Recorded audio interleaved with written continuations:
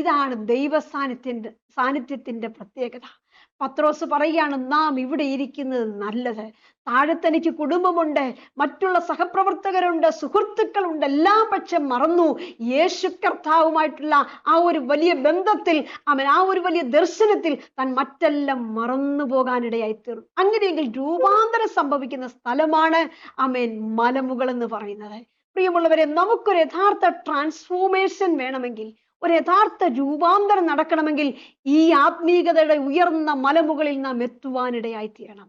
നാം നമ്മെ തന്നെ മറന്ന്, മറ്റുള്ളവരെ മറന്ന് കർത്താവുമായുള്ള അഭേദ്യ ബന്ധത്തിൽ നാം ആകണമെങ്കിൽ നാം ഈ മലമുകളിൽ എത്തുവാനിടയായി തീരണം. സ്തോത്രം. ആത്മീയതയുടെ മലമുകളിൽ എത്തുവാൻ ആഗ്രഹിക്കുന്നവർക്കായി ഞാൻ ദൈവത്തിന് സ്തോത്രം ചെയ്യുന്നു.